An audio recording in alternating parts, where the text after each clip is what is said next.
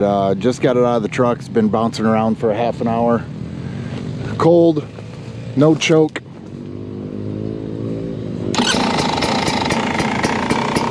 That's a bike. I'm sorry, but I guarantee your guys' KTMs don't do that.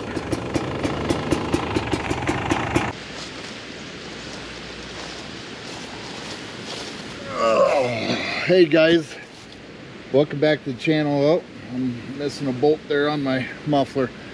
I just got done running a 50-mile enduro race here in Illinois, and I just wanted to talk a little bit about the Beta 300RR Race Edition.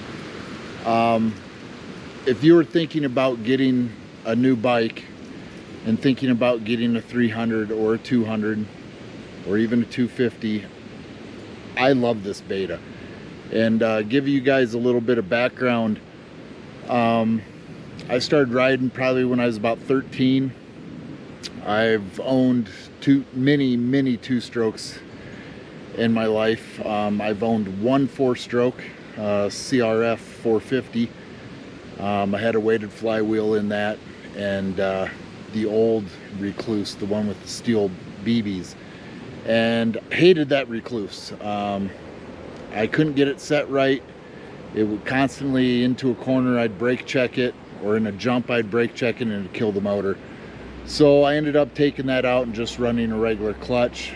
The last bike I had before this, I had a KTM 300. I've had a KTM 350 or a 250 XCW or XC. I got a CR 125, a CR 250 in the garage, and a TTR 125 for one of the kids. So got a lot of bikes. I've had a lot of experiences with a lot of different bikes, and this Beta by far is the best all-around bike I have ever owned. A lot of people bitch about the suspension. I'm 250 pounds, got it sprung to my weight. I love the suspension. Of course, is there things that I wish I could change on the fly? Absolutely. Will that day ever come to where your suspension changes your riding? Maybe. I mean, I never thought I'd see the day when a side-by-side has dynamic suspension in it. So could that come someday? Maybe, but I doubt it with the weight that would be factored in. But you know, sometimes I want it softer, sometimes I want it harder, but the suspension seems to work for me just perfect. One thing that I did put on this bike that I absolutely love and totally recommend it for anybody is I put a smart carb on this. The reason I bought this over a KTM, honestly, I did not want fuel injection. There's a lot of things that go in the fuel injection with California being involved in emissions and stuff to where I didn't want a part of it. I wanted to be able to be free to throw as much fuel into this thing as I want and not have the restriction of somebody telling me what I can and can't do to the fuel injection in the mapping. So I chose to go with one of the very few bikes left that are carbureted, and to get that feel of a fuel injection, I wanted to try the smart carb, and it is absolutely worth every penny. This thing starts up cold as, I mean, just like that when it's cold. Throttle response is absolutely perfect. It is like riding or driving a fuel injection bike, but the benefits of the smart carb, I get better fuel economy than a fuel injection bike. At the race this weekend, I was talking to a lot of KTM guys, and they absolutely hate the fact of how much fuel a TPI bike uses.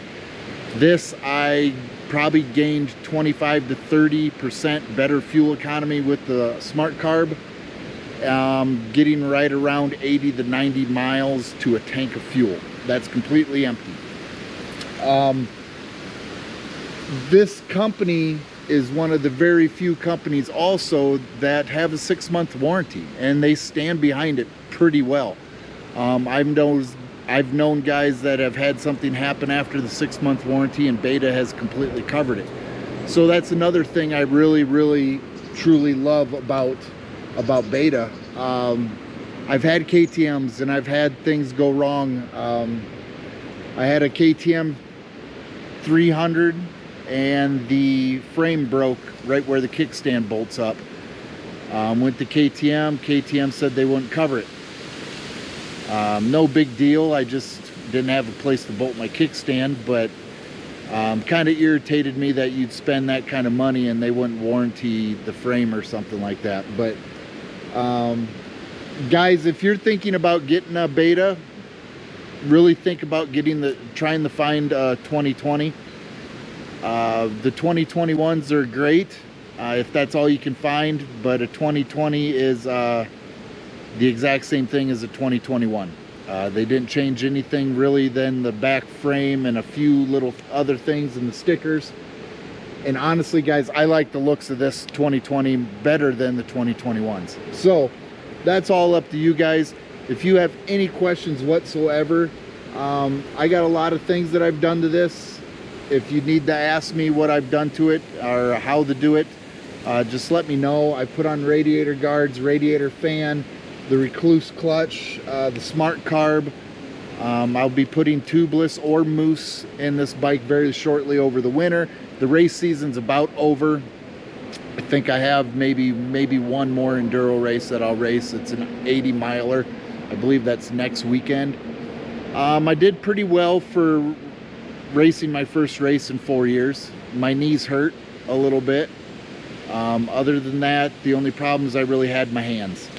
The Rekluse saved my ass an awful lot. My hands would just go completely numb, so I was talking to some people and they said that they used the Mako 360 handlebar clamp and it completely got rid of their hands going numb. So I might actually try that. I don't know if I'm going to or not. They are pricey. They're right around $500. So, but the Rekluse, guys, it saved my ass not riding for a couple years, and having that there to just know if I didn't need the clutch, I didn't have to pull in the clutch. It was nice to have. I still cannot get out of the temptation of pulling in the clutch. I'm using the clutch just like normal. It's just I noticed it did save me in a few places, but as far as the clutch feel, it feels identical. It feels identical to what it was before. So I'm able to feather clutch up a hill or around a corner just like I did before the Rekluse.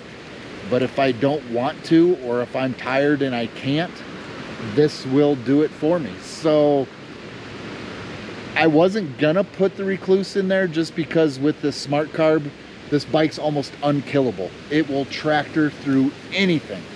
So I was like, man, I wish I wouldn't have bought that $1,000 Rekluse because I really don't need it. But after riding, it is nice to know it's there. It's just an insurance policy while you race that I never killed it, never once. And not riding for 4 years and being the first race in 4 years, a 50-mile enduro race, that says something. So anyway, guys, I just wanted to talk about this bike a little bit and let you know what's going on. Really, there's not going to be much content on it, other than maybe I might tape the enduro race. But other than that, guys, we're going to kind of switch back to the side-by-side. So if you're interested in that, I want to really get some winter riding in on the side-by-side. So there it is. Thanks for tuning in.